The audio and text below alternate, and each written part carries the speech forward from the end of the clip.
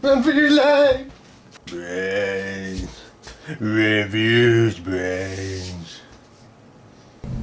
That's me!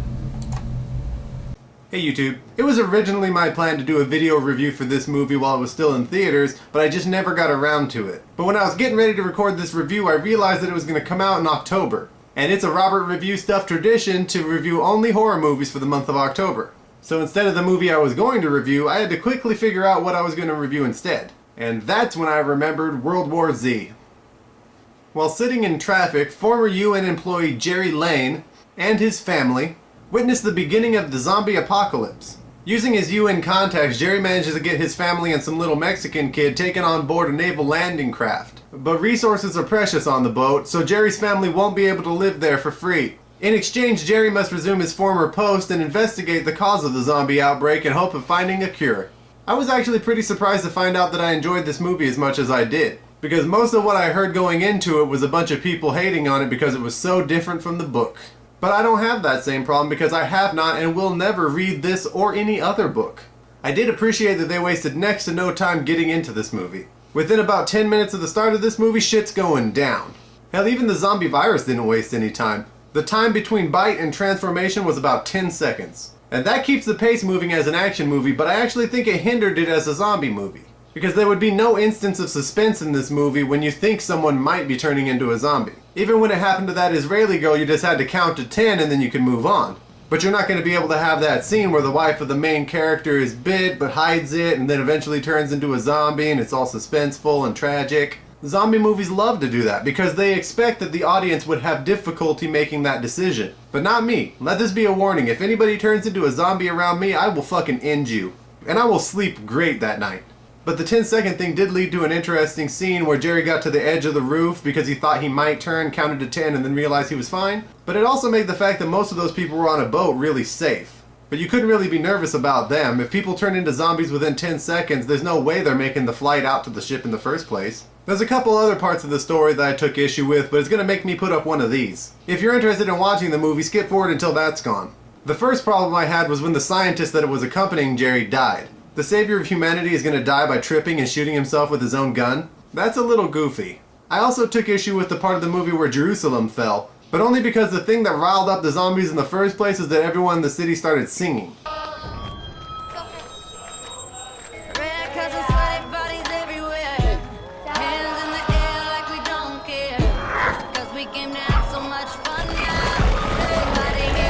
So a whole city of people had to die because a couple of people had the funk in them. And this is why I refuse to dance. People die. And what about the doctor in the World Health Organization facility that got himself infected by blindly reaching for infected blood? I'm not even a doctor and I know you shouldn't do that because I watched that episode of Scrubs. And more importantly, if you're a group of doctors that work for the World Health Organization, which one of you gets to refer to yourself as Doctor Who? But I also thought that the solution to the zombie problem was really interesting because you could give yourself a curable disease and they wouldn't be interested in you because you're not a healthy specimen. Which makes me especially happy because it means that my hepatitis is going to keep me from becoming a zombie. I really dug all the performances in this movie. As much as it pains me to say it, I love Brad Pitt. And I say it pains me because he's one of those guys that's so handsome and beloved by women that I should hate him, but he's so good in things that I can't. I would say that I didn't find the woman that played his lady believable. I guess I would say her performance was believable, but it is not believable that someone that looks like Brad Pitt would marry someone that looks cute at best. This dude pulls down Angelina tail. But I did have some issues with her performance, mainly based around her cell phone. The first thing I thought of is I wanted to thank this movie for showing people how arduous it used to be to enter someone's name into a contact list. B... R... Damn it! So that part I liked, but what I didn't like was when later she almost gets Brad killed and does get lots of military people killed because she can't wait for him to call her first.